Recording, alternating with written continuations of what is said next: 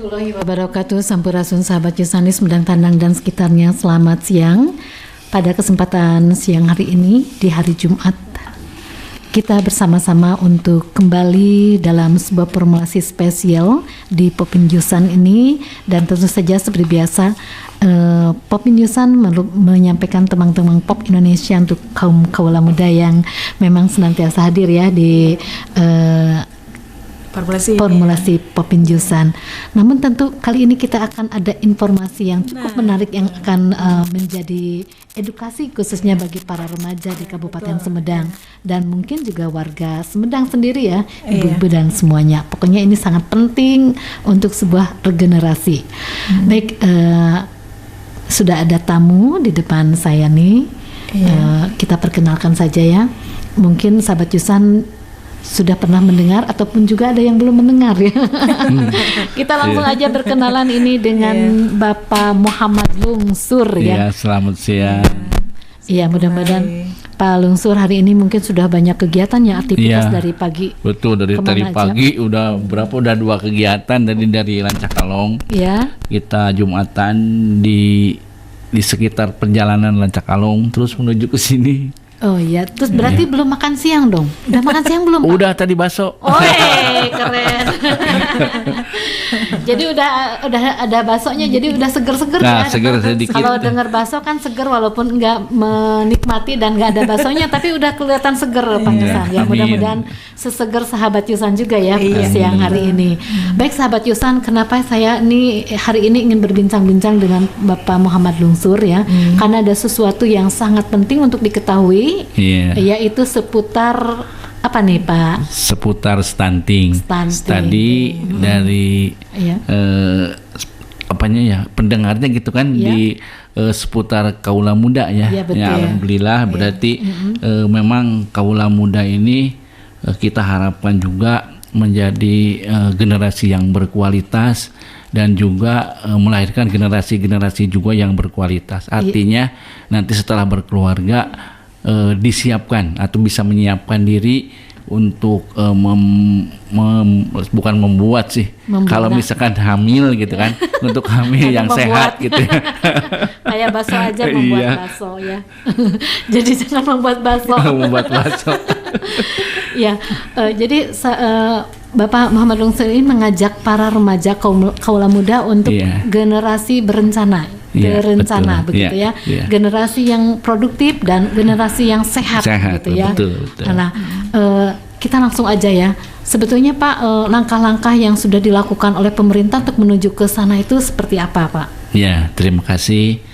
Selamat siang juga rekan-rekan kaula muda. Ini mohon untuk disimak gitu didengarkan ya. Baik-baik didengarkan dengan baik-baik dengan seksama ya. Bahwa awalnya kan ada peraturan presiden ya. Dasarnya itu peraturan presiden nomor 72 tahun 2021 tentang percepatan penurunan stunting.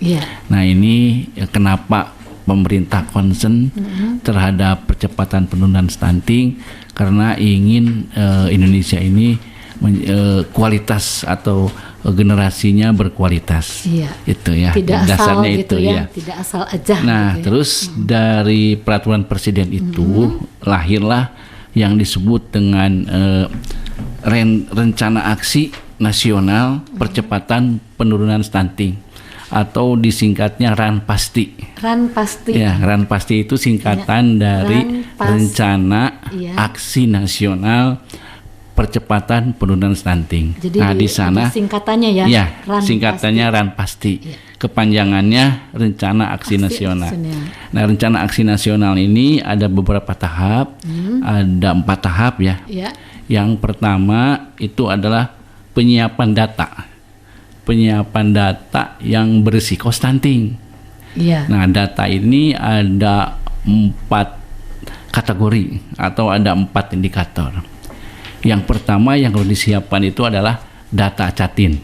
Catin itu calon pengantin calon pengantin yang akan menikah 3 bulan kemudian. Itu mah harus sudah punya pacar ya? Ya gitu, harus yang karena Catin berarti sudah punya pasangan, Nah itu diharapkan bisa terdata. Iya. Jadi catin-catin yang mau menikah 3 bulan kemudian itu terdata. Data ssekarang nih kira-kira udah berapa nih 3 bulan yang akan datang menurut pantauan nih?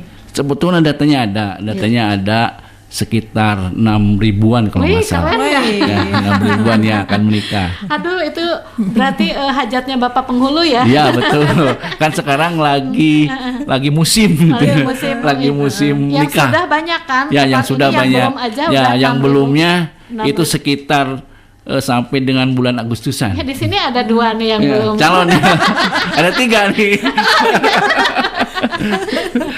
Aduh. Itu satu ya, itu satu catin. Kedua ibu hamil. Oh, ibu hamil. Ini harus menyiapkan data. Yang kemarin nikah. Iya, yang kemarin nikah ataupun mungkin yang nikah sebelumnya. Iya. Itu ya. Jadi ibu hamil itu harus terdata. Ada berapa ibu nih? hamil Jadi pengen yang tahu ya, kepo. ada yang hamil di Kabupaten Sumedang. Terus yang ketiganya baduta. Baduta apa tuh? Baduta itu yang harus punya data itu atau disebutnya pasca salin juga bisa. Jadi bisa disebut pasca salin, bisa disebut baduta atau anak yang usianya 0 sampai dengan 23 bulan. Tadi disingkatnya bukan balita dong ya, baduta. Baduta. Kan bayi di bawah 2 tahun kan gitu ya. Jadi baduta. Bayi di bawah 2 tahun. Baduta. Ya. Tuh, kan udah ada istilah lagi ya. Iya. Kemarin balita, sekarang baduta. Bayi di bawah 2 tahun. 2 tahun. Ya. Nah, terus juga balitanya. Oh, ada juga ada ini balitanya, tapi ini kelompok usianya yang 24 bulan sampai dengan 59 bulan. Iya. Gitu. Nah, jadi harus punya 4 data itu. Yang pertama catin, usia di bawah 18 tahun juga masih anak-anak. Anak itu kan nanti kategorinya remaja. Nah, jadi ini yang bersiko kan ini mah yang masih bisa disembuhkan. Iya, yang bersiko ini ada 4 kategori, ada yang catin, ada yang hamil, ada baduta dan ada yang balita. Kalau 18 tahun mah itu mah anak regenerasi terencana lagi ya. Iya, jadi kalau yang remaja, yang usianya, tapi kalau disebut remaja itu kan beda dengan catin. Iya. Catin mah sudah punya pasangan dan 3 bulan akan menikah. Kalau ini belum punya pasangan, kalau belum punya pasangan itu remaja. Remaja. Tapi usianya kan udah di bawah ini, Pak, ini yang Pak Aep. Di bawah 40 tahun. Nah, ini apa disebutnya Pak kalau ya, ini? jadi yang remaja nih ya, yang remaja yang usianya itu di bawah 24 tahun dan belum nikah itu juga harus dikasih informasi.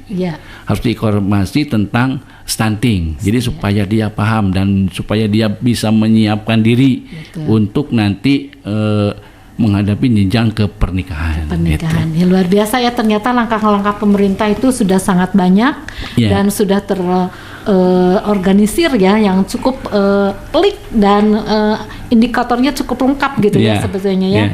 Nah Pak, selain itu kebijakan pemerintah kan tadi ya Pak, tapi selain itu juga mungkin ada kendala-kendala yang dihadapi Pak selama Bapak melakukan tugas-tugas untuk kebijakan atau langkah-langkah ini apa? Ini yang pertama aja dulu ya, yang tahap pertama dari Ranpasti ini kan pendataan. Betul, nah di pendataan juga ada kendala nih. Kendalanya justru di catin. Calon pengantin. Ya, di calon pengantin. Nah, itu kan calon pengantin ini data yang akuratnya nih. Data yang akuratnya susah gitu, Bu. Sebab hanya si kader itu hanya bertanya atau melirik kiri kanan di sekitar tetangga, siapa yang mau menikah. Sebab kalau daftar ke KUA ya, yang daftar ke KUA itu kan kadang-kadang 10 hari menjelang 10 hari menjelang nikah. Ini sekarang 3 bulan ya. Iya. Atau mungkin 2 hari juga diterima kan gitu ya. 2 hari mau menikah juga bisa diterima. Nah, ini jadi untuk memperoleh data ini yang akuratnya itu susah gitu. Tapi tadi ada data 6.000 itu dari kiri kanan itu. Iya, kita tanya ke Departemen Agama gitu ya. Kita tanya juga ada yang dari data remaja yang ada, yang diperkirakan usianya sudah lanjut gitu ya, usianya yang sudah menjelang 24 tahun dan tanya kiri kanan.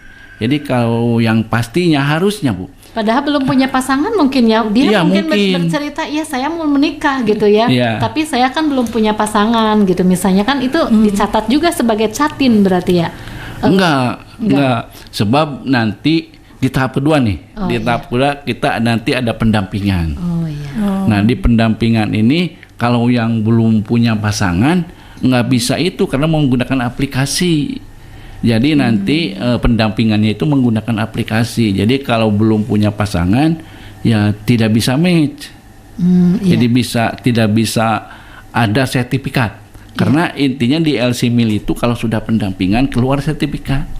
Sertifikatnya apa, layak nikah, layak hamil atau berisiko gitu. Jadi ada pemeriksaan gitu. 3 bulan itu kedeteksi, Pak. Ya justru yang 3 bulannya ini yang susah. Ya, yang jadi kendala itu pasti 3 bulannya, padahal itu sangat penting, Bu. Karena indikator pendampingan untuk yang LC Mil itu ada 5. Nah, ini yang lebih teknisnya ya lebih teknis. Yang ditanyanya itu sebetulnya di LC Mil itu hanya 5 poin. 1 ditanya usia berapa tahun. Kedua tinggi badan berapa. Itu penting ya. Ketiganya berat badannya berapa. Terus lingkar lengannya berapa. Terus yang ini yang kelima itu yang HB, Bu. Ini yang paling penting ya, HB. HB. Nah, HB ini yang jadi kendala nih. Kan biasanya kalau daftar ke KUA ya nggak diperiksa.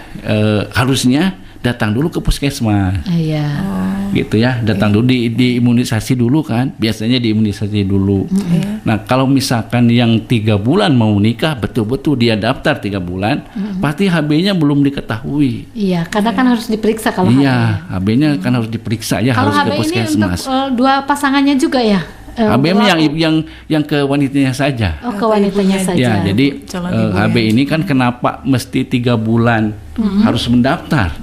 Karena HB ini kan nanti kalau dia anemia atau kurang darah, nah gitu ya, atau HB-nya rendah kan gitu ya, nanti akan dikasih TTD, tablet tambah darah. TTD bukan tertanda, bukan tanda tangan, bukan. Tapi tablet tambah darah. Nah, tablet tambah darah itu kan 3 bulan. Prosesnya itu 3 bulan dikasihnya. Nah, jadi setelah 3 bulan dikasih tablet, baru diketahui apakah sudah sehat. Nah, kalau sudah sehat kan berarti nanti sertifikatnya layak nikah gitu. Tapi kalau misalkan yang daftarnya 2 hari lagi, susah. Kapan ngasih tabletnya? itu kendalanya. Nah, Bu. Itu untuk memberikan TTD itu ya, Pak ya.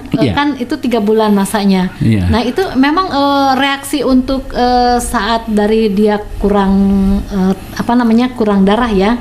Itu bisa terdeteksi selama 3 bulan itu. 1 kali dalam berapa dalam 1 syarat untuk seorang wanita atau gadis ya yang itu harus berapa kali minum obat, Pak? Misalnya setiap hari dalam 1 bulan itu atau gimana, Pak? Atau hanya 1 kali ada seumur hidup atau gimana ini, Pak? Itu kan TTD itu 59 tablet ya. Yang harus diminum selama 3 bulan. Gitu jadi berarti ada 59 PR ya, makanya butirnya gitu kan. Nah, itu yang harus diminum terus harus diminum. Kayak minum pil KB lagi. Ya, gitu kayak KB ya kalau yang sudah berkeluarga mah. Jadi itu dikasih tapi ini juga penting. Ya, kita akhirnya kasih solusi kan. Sebab berkaitannya nanti ke nikah nih. Kalau misalkan 2 hari lagi terus ngasih kita misalkan LC Mil, Bu ya. Ternyata hasilnya misalkan berisiko. Nah, kalau hasil sertifikatnya berisiko, berarti kan nikahnya harusnya ditunda. Betul. Tapi kan tidak mungkin. Masa nunda nikah. Kan sudah pasang tenda ya. Sudah pasang tenda, sudah ada janur kuning gitu kan. Maunya bukan sama ini, tapi sama yang mau undangan. Nggak jadi. Surat undangan sudah nyebar. Kan ini jadi masalah juga. Gitu ya, akhirnya gini. Kalau nikahnya ya boleh saja lah. Kapanpun sesuai dengan rencana mereka. Tapi kalau misalkan kita menemukan yang 2 hari lagi mau menikah, terus dia itu misalkan berisiko, nah nanti kita si tim itu si pendamping itu ngasih taunya atau konselingnya tentang nanti hamil. Iya.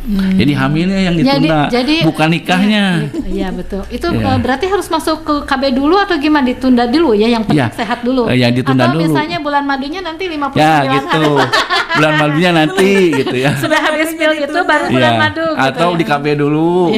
Ya itu mah solusinya mangga lah gitu ya. Solusinya mangga. Ya, yang penting kalau dia hamil itu kondisinya sehat. Tinggal gini aja pertanyaan ke calon pengantin, mau ditunda bulan madu atau mau minum obat dulu. Jadi jangan nikahnya mendaftar 2 hari gitu kan, atau jadi ayo 3 bulan udah mulai ada catatan, memeriksakan diri ke dokter atau ke puskesmas bahwa kita udah punya planning seperti itu. Tapi mungkin karena mereka Pak kurang edukasi gitu ya. Nah, tapi sebelum kita lanjut ya, bagaimana langkah-langkah pemerintah khususnya untuk mengedukasi ini ya, apa gerakan yang sudah dilakukan, kita ada yang lewat dulu ya. Siap. Sahabat Jisan tetap stay di 92,7 FM Indonesia Radio.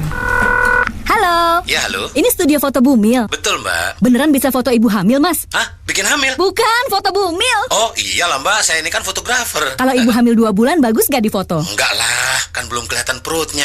Ini ngetes ya? Boleh dong nanya, Mas. Untuk foto ibu hamil, apa sih yang terpenting? Pencahayaan, lokasi, pakaian, ekspresi. Nah, ayo, mau nanya lagi? Jangan baper dong, Mas. Coba, siapa artis yang foto hamilnya sempat viral? Titi Kemal, Devi Sandra. Betul-betul. Nah, saya pengen temanya kayak mereka ya. Oh, iya. Nah, sekarang gantian saya nanya, Mbak. Hah? Mbak betulan hamil? Ya iyalah, Mas. Jangan baper dong, Mbak. Nah, kalau betulan hamil, tahu dong apa itu stunting? Stunting? Itu gaya foto ibu hamil.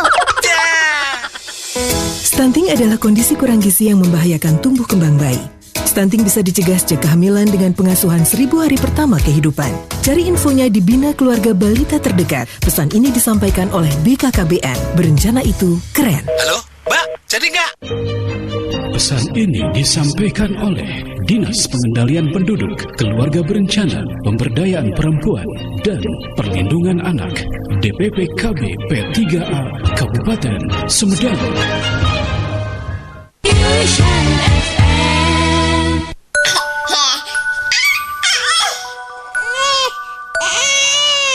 Ayah, Ibu, kalian pasti gemas dengan suara dan wajahku. Kalian pasti ingin foto dan videoku beredar di medsos kan? Banyak komen, banyak likes. Bukan itu yang ku mau. Keinginanku tumbuh besar, kuat dan cerdas. Tapi itu bisa gagal kalau aku stunting. Stunting adalah kondisi bayi berusia 2 tahun yang kurang gizi hingga kecerdasan rendah dan mudah sakit-sakitan. Aku gak mau stunting. Makanya, Ayah, Ibu, bantu aku. Segera ke Bina Keluarga Balita terdekat, cari tahu tentang pengasuhan 1000 hari pertama kehidupan. Ayah, Ibu, pesan ini disampaikan oleh BKKBN. BKKBN, berencana itu keren. Pesan ini disampaikan oleh Dinas Pengendalian Penduduk, Keluarga Berencana, Pemberdayaan Perempuan, dan Perlindungan Anak, DPP KB P3A, Kabupaten Sumedang. 92.7 FM. Ya, Sobat Jisan, kita lanjutkan kembali ya. Masih Umi ya, masih bareng Umi, ada Lis juga, ada Bapak Muhammad Lungsur. Muhammad Lungsur ya. Orang Sunda asli Lungsur. Asli ya, Sahabat Jisan. Ya, Sahabat Jisan, mungkin ada Sahabat Jisan yang mau bertanya, mau sharing ya, silakan aja. Ini kesempatan ya, mumpung nah, betul ini. Sekali ya. Jadi jangan pacaran lama, tapi tidak terencana juga pacarannya, terus juga akhirnya nikah gitu ya. Gitu. Nikahnya juga ini gitu berbahaya gitu. Nah, berisiko ya, jangan sampai begitu ya, Pak ya, karena betul. Ada yang bertanya? Iya, siapa? Oke. Yuk, kita langsung aja terima ya. Yuk, Sampurasun. Iya, dengan siapa Pak? Sama Rudi. Di? Halo. Iya, silakan langsung aja. Iya. Selamat sore Pak. Iya, selamat sore. Sore. Ini Pak, ini kan masyarakat memang pemikirannya memang belum sebetulnya memang sebagian memang belum memahami masalah pernikahan gitu ya, apalagi tadi yang Bapak bilang itu canting gitu ya, calon pengantin gitu. Satin. Ya. Nah, itu gimana Pak untuk memang merubah stigma para orang tua dulu seperti itu. Katanya kalau orang tua itu kan biasanya tuh pengen cepat nikah, seperti itu. Cepat menikahkan. Iya. Iya, ya seperti itu Pak. Jadi gimana sih untuk apa namanya ya, untuk lebih tepat untuk memasukkan masukan kepada menerima pemikiran dulu gitu Pak. Ya, baik. Seperti itu. Baik. Dan satu lagi mungkin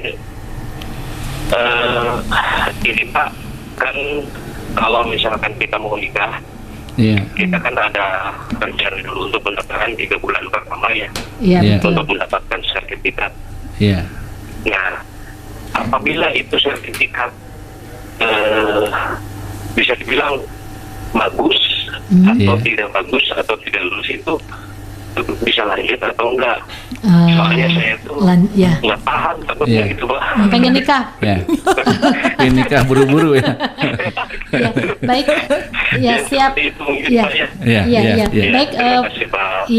Makasih untuk Kak Rudi ya. Ini pertama tentang pemahaman orang tua ya, zaman dulu dan sekarang. Karena kan dulu mah katanya kalau anaknya lambat dikit itu ditikahkan gitu. Kalau sekarang bagaimana pemerintah untuk memahami itu kepada orang tua dulu yang sekarang. Dan yang kedua tadi tentang apa tadi pemahaman memberikan sertifikat ya. Kalau misalnya sertifikatnya tidak lulus, belum lulus, belum mencapai nilai gitu yang diharapkan itu gimana gitu. Ya, terima kasih ini Kang Rudi ya. Kang Rudi dari mana ini? Dari Tomo. Dari Tomo ya. Terima kasih, pertanyaannya bagus sekali. Yang pertama ini mungkin sebetulnya bisa dikatakan jadul ya. Jadul kalau orang tua terlalu banyak campur tangan gitu kan ke urusan anaknya. Nah sekarang kan sebetulnya secara bertahap mungkin ya sudah ada berubah lah gitu ya. Orang tua itu tidak terlalu mengatur gitu ya, banyak yang sudah begitu, tapi memang masih ada juga. Masih ada Pak yang dipaksa-paksa gitu. Yang dipaksa-paksain anaknya takut jomblo kan gitu ya. Takut padahal mah sekarang mah udah musim ya nikah usia berapa juga ya musim gitu betul. Ya. Jadi takut dikatakan meureunan tepayu gitu. Padahal mah banyak pilihan. Nya lu jomblo nu ieu gitu lah gitu kan. Masih ada memang gitu ya, kita terima. Tapi sebetulnya program pemerintah ini sudah lama sih dikumandangkan baik melalui TV dan melalui radio juga dan juga KIE ya, slogan bahwa menikah yang ideal itu untuk kaum perempuan kan 21 tahun. 1 tahun. Nah, catat ya. Untuk laki-laki kan 25 tahun. Itu kan selalu didengungkan, selalu menjadi program kalau di KB. Kalau lebih juga nggak apa-apa. Kalau lebih nggak apa-apa, cuman jangan kurang gitu ya. Jadi itu sebetulnya. Jadi sebetulnya sudah banyak usaha pemerintah, cuman mungkin diterimanya oleh masyarakat belum semua memahami lah. Masih banyak sebagian orang yang masih berpandangan seperti itu. Udah SMA pengennya cepat dinikahkan gitu kan. Juga anaknya juga kita selalu memberikan penyuluhan ke anak-anaknya juga. Bahkan kan ada program genre sekarang. Itu kan di genre itu hampir semua remaja itu tahu sebetulnya apa itu program pemerintah untuk menikah. Nah, ini salah satu gerakan pemerintah ya untuk mengedukasi Cartin atau menyiapkan generasi terencana gitu. Supaya melahirkan nanti ke depannya mereka anak yang berkualitas itu kan tujuannya. Di genre juga generasi berencana. Itu gimana Pak cara menjadi anggotanya misalnya remaja-remaja agar masuk ke genre itu? Kan di masyarakat itu ada kelompok remaja namanya PIK Remaja. PIK itu Pusat Informasi dan Konseling Remaja. Itu di tingkat levelan desa. Di levelan desa juga dibagi dengan 2 bagian. Ada PIK remaja di persekolahan dan ada PIK remaja yang di luar persekolahan. Gitu jadi kan. Udah komplit ya sebetulnya tinggal tergabung ke sana. Nah, nanti dari kegiatan atau aktivitas PIK remaja ini di levelan kabupatennya atau di levelan kecamatannya ada genre. Ya. Nah, genre itu kan artinya komunitas-komunitas Peak Air itu bergabung. Ya. Nah, nanti di sana juga ada lomba duta genre bahkan. Ya, ada duta genrenya. Jadi genre yang menjadi dutanya, untuk memberikan informasi atau KIE atau konseling kepada para remaja. Ya, atau teman sebaya ya, kepada teman sebayanya. Supaya karena memang di Kaula Muda ini curhatnya hasil survei bahwa sebagian besar curhat untuk yang remaja itu ke teman sebaya. Makanya teman sebayanya itu harus dikasih ilmu. Nah, nanti dari teman sebaya itu kan tergabung dalam genre. Nanti ada duta genrenya. Itu ada batasan usia nggak masuk ke situ? Ya, yang disebut remaja itu versi BKKBN yang berusia 10 sampai dengan 24 tahun dan belum menikah. Itu batasannya. Itu yang disebut remaja. Jadi kalau gitu kan. 25 nggak masuk genre nggak masuk remaja itu. Jadi remaja itu 24 ya. 24 dan belum menikah. Betul. Oh, seperti itu. Jadi ternyata ya, dan bahkan mungkin kita dengar juga dari program-program itu ada posyandu remaja juga ya. Sekarang kan posyandu remaja juga ada. Artinya ya remaja itu diintervensi dari sana sini sebetulnya. Gitu ya. Jadi sudah banyak lah, apalagi kan ada Karang Taruna, banyak lah organisasi remaja, KNPI juga. Itu kan di dalamnya termasuk ada program yang untuk menikahi Dea, ada itu di semua lembaga. Jadi itu masuk ya dari pemerintah juga ke situ. Di posyandu remaja juga ada. Sebetulnya udah booming sebetulnya harus sudah bisa merubah perilaku sebetulnya. Betul.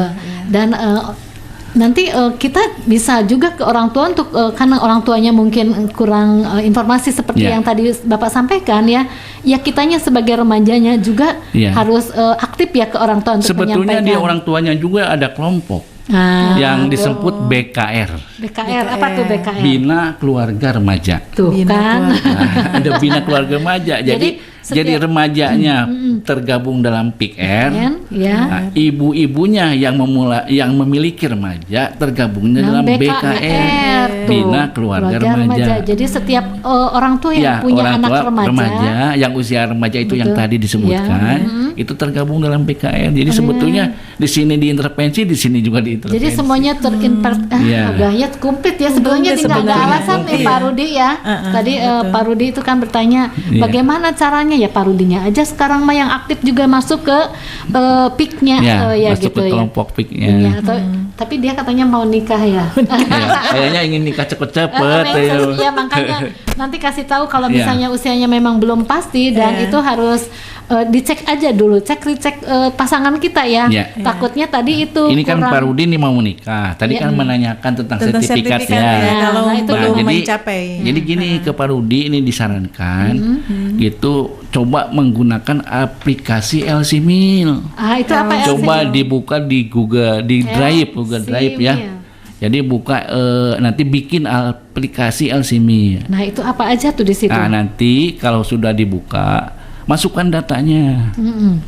Masukkan datanya, nanti setelah masukkan di data, daftarkan. Daftar mau nikah nama, nik yang gitu kan, cuman ditanya itu sekarang doang. Udah digital semua ya.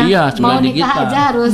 Sebetulnya itu solusi ya untuk bagaimana menemukan 3 bulan menjelang pernikahan ya. Jadi nanti Pak Rudi selanjutnya sudah daftar menyebutkan pasangan. Siapa pasangannya? Gitu. Nanti akan kontak dengan pasangannya. Gitu. Jadi harus dikontak dua-dua. Ada 3 nih. Ada 3 Elsimil yang harus berhubungan. Satu calon pengantin laki-lakinya, calon pengantin istrinya, terus TPK-nya harus ngeling dengan TPK. Nanti TPK-nya mau ke siapa? Kan TPK itu ada 3, mau ke si A, ke si B, atau ke si C.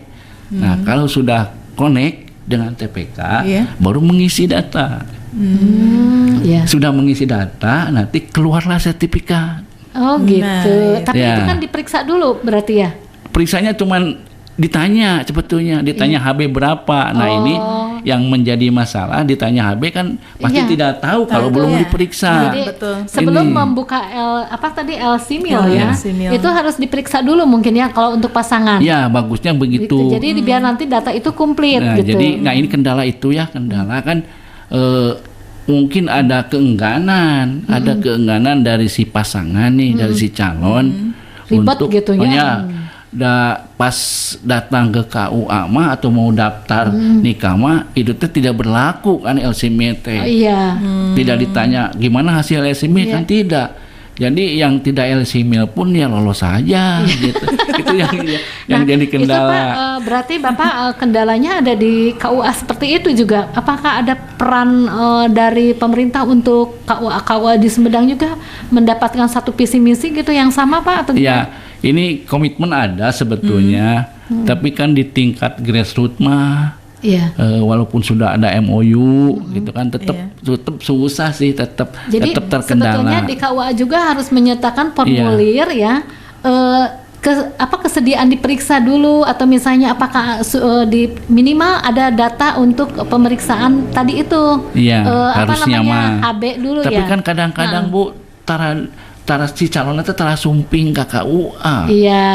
Datangnya ke desa. Ke Pak RT-nya, Pak RW-nya. Yang ngurusnya Pak Lebe gitu kan. Tahu beres gitu ya. Daftarnya ke Lebe, tahu beres. Itu jadi emang susah. Itu ada di Pak Lebe berarti Pak yang harus. Ada yang ke Pak Lebe, ada yang ke KUA, kan susah juga. Berarti banyak sekali ya kendala yang harus dilakukan oleh untuk mensatukan visi ya. Berarti Pak Lebenya, Pak RT, Pak RW gitu sama. Kita udah sepakat dengan Departemen Agama juga udah sepakat begini-begini. Jadi butuh kesadaran ya Pak ya? Iya, jadi butuh komitmen yang kuat butuh komitmen yang kuat dan juga mungkin komitmennya atau MOU-nya tidak di tataran kabupaten menurut saya. Ini adanya di tataran pusat. Itu kan misalkan hanya untuk mendapat sertifikat aja susah. Jadi misalkan keluar Kepres atau apalah gitu ya. Nah, jadi kalau di tataran kita mah ya di level kabupatennya udah oke misalkan. Tapi dari bawahnya macam-macam. Tapi Pak kalau misalnya KUA-nya diberikan sebuah formulir ya yang dinyatakan di situ ada nama siapa ini pasangan dan di bawahnya pemeriksaan itu ya mungkin para satin itu akan ke puskesmas dulu. Ini tolong terlampir keterangan surat puskesmas bahwa ini udah ternyata HB-nya segini-segini gitu dan perlu atau beresiko gitu. Apa bisa Pak seperti itu? Ada yang begitu. Jadi yang nurut atau gitu ya. Bahasanya yang nurut ada. Yang tidak juga banyak gitu. Jadi memang macam-macam lah gitu. Macam-macam gimana orang mungkin ya pengaruh faktor orang. Nah, ini mungkin yang kendala itu susahnya. Susah ya. Jadi yang penting akhirnya cobalah walaupun kan gini. Pasti dia itu kalau mau nikah itu harus diimunisasi. Betul. Gitu itu mah dari dulu ya udah. Justru yang diimunisasi saja udah aman Pak. Mungkin ini satu lagi yang ini ya syaratnya itu selain imunisasi juga tadi pemeriksaan HB itu. Jadi gini, jadi kalau dia harus diimunisasi kan ada pengantar nih dari KUA diimunisasi dan juga dengan HB-nya sekalian. Itu mau 2 hari lagi mau nikah, mau seminggu lagi mau nikah, mau 3 bulan lagi, mau 6 bulan lagi nggak apa-apa. Yang terpenting kalau sudah punya data HB dan sudah diimunisasi, coba lakukan di LC-MIL. Gitu kan. Jadi LC-MIL-nya tidak usah duluan. LC-MIL-nya nunggu setelah si calon itu daftar ke KUA dan ada daftar ke puskesmas. Gitu. Nah, soalnya untuk HB aja harus berbayar juga. Walaupun sebetulnya nggak besar juga nggak besar. Tapi kan sebetulnya untuk. Tapi kan jadi ribetnya masalahnya mah. Jadi lamun gitu kan kena 2 kali merenang. Awal di HB lagi kemudian nikah di HB deui. Nah, gitu kan. Jadi ini kita ambil praktiknya saja. Pokoknya setelah punya data itu, cobalah LC-MIL gitu. Nah, nanti sudah ngisi LC-MIL dan datanya sudah komplit, keluarlah sertifikat nanti.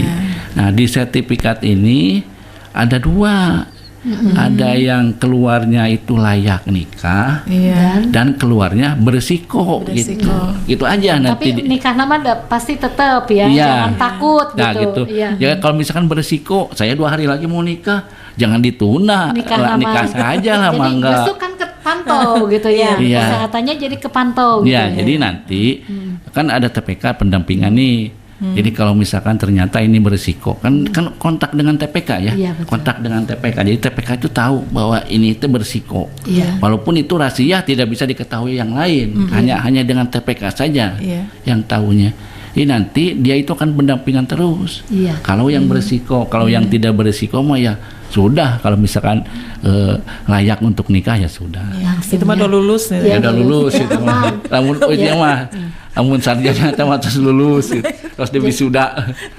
Jadi seperti itu ya. Ini pertanyaannya Om Rudi, mudah-mudahan udah bisa kejawab tadi yang mau menikahkan putranya ya, ingin cepet-cepet punya cucu, atau mungkin dianya sendiri yang pengen nikah. Sudah ada jawabannya, cukup panjang juga ya. Dan lumayan. Ternyata, nah mudah-mudahan ini menjadi sebuah catatan, karena kalau kita udah langsung dapat pemeriksaan imunisasi sama HB itu udah cukup bisa membantu untuk ada satu lagi pertanyaan, boleh? Menuju ke pukul ini ya, azan nanti sebentar lagi, 2 menit lagi. Sampai. Ya, dengan siapa dan di mana? Dengan Teh Moni. Teh Moni. Yuk, mangga Teh Moni, ada yang mau ditanyakan, silakan. Gini nih, Kak, ini agak melenceng. Melenceng mata kenging. Ini mah bukan catin, Pak. Misalkan ini mah catini gitu ya. Catini. Catini, Pak. Ini mah calon pengantin ini. Catini. Lanjut. Gimana? Itu juga sama, Pak. Harus imunisasi, harus pemeriksaan dulu. Usianya berapa tahun saat ini? Udah kepala 4, Pak. Waduh, lumayan. Aduh, ini mah curhat ya. Ya, misalkan gitu. Sama harus pemeriksaan dulu, harus imunisasi dulu lagi gitu. Gimana nih, Pak? Udah nikah ke berapa ini? Ibu Catini. Ya baru 1, Pak. Baru satu. Baru nikah pertama? Iya. Ini yang mau kedua kali, Pak. Kan meninggal, Pak. Oh, berarti nikahnya yang kedua ya? Kedua, Pak, ini. Gitu, Pak. Belum ada calonnya, Pak, belum. Cariin gitu. Cuman ini persiapan mungkin ya, apakah persyaratannya sama seperti gitu. Ya, siap. Unek-unek aja ini mah, Pak. Siap. Aduh, terima kasih banget ya Teh Satini jadinya. Iya, ini mah Satini. Iya, terima kasih Ibu. Maaf, ini mau ini sama Bapak ya. Iya. Bapak udah punya calon. Ada satu nih di belakang yang baju hitam. Bapak mah jualan bohlam ya, Pak? Apa tuh bohlam? Bapak suka jualan bohlam. Apa tuh? Soalnya baru ngomong aja sudah menerangi hatiku. Aduh, hebat. Ini mah berarti Pak rayuan gombal. Gitu. Siap. Makasih banget. Sudah pengalaman nih. Ini mah udah punya pengalaman, makanya lah. Waalaikumsalam.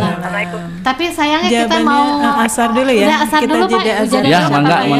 Soalnya harus dijawab juga ya. Iya, betul ya. Untuk sahabat Jusan, kita akan jeda asyar dulu untuk sumedang dan sekitarnya. Nanti jawabannya untuk Teh Moni ya setelah azan. Dan sahabat Jusan tetap stay di 92,7 FM News Radio.